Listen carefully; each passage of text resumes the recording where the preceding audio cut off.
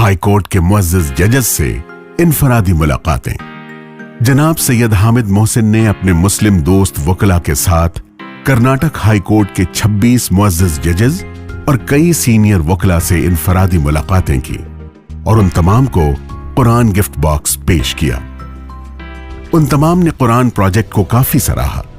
उनमें से बाज मुअज़्ज़िज़ जजेस के तासुरात जो दिलों को झंझोड़ने वाले हैं आपकी खिदमत में पेश है। चीफ जस्टिस जनाब वी गोपाल गौड़ा ने कहा, जिस तरह हजरत जिब्राईल अलैहिस्सलाम ने हजरत मोहम्मद सल्लल्लाहु अलैहि वसल्लम से कहा, पढ़ो पढ़ो और पढ़ो, मैं भी आप तमाम लोगों से कहूंगा कि इस कुरान को पढ़ो पढ़ो और पढ़ो। मुअज़्ज़िज़ जज अशोक बंगरप्पा ने कहा, 3 साल पहले मुझे एक किताब इकोनॉमिक सिस्टम इन इस्लाम पढ़ने का इत्तेफाक हुआ।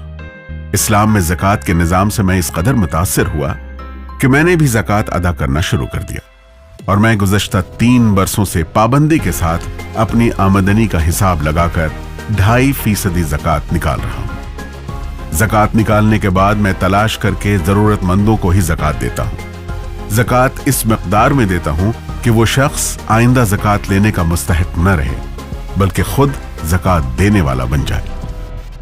अगर मेरी तरह हर मालदार मुसलमान भी ज़कात इखलास से अदा करेंगे तो गरीबी बाकी नहीं रहेगी। इस समय मुझे ये बात भी ज़हन में आ रही है कि ज़कात की रकम में कुछ हिस्सा तराजुम कुरान और पैगंबर मोहम्मद सल्लल्लाहु अलैहि वसल्लम की सीरत की किताबों को बड़े पैमाने पर आम करने में लगाएं, जिससे कुरान और पैगंबर मोहम्मद सल्लल्लाहु अलैहि वसल्लम का बड़े पैमाने पर सही तारुफ होगा। हाईकोर्ट के मुअज़्ज़िज़ जज जस्टिस अर्ली नागराज ने कहा, आप मुझे जो कन्नड़ तर्जुमा दे रहे हैं, क्या यह तर्जुमा अभी हुआ है और क्या यह तर्जुमा आपने किया है?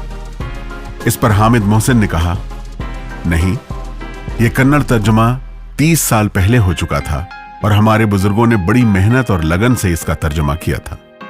इस पर मुअज़्ज़िज़ जज ने कहा, फिर आप गुज़श्ता 30 सालों से कहां थे? इसे अभी तक क्यों नहीं इसे लोगों में आम किया गया?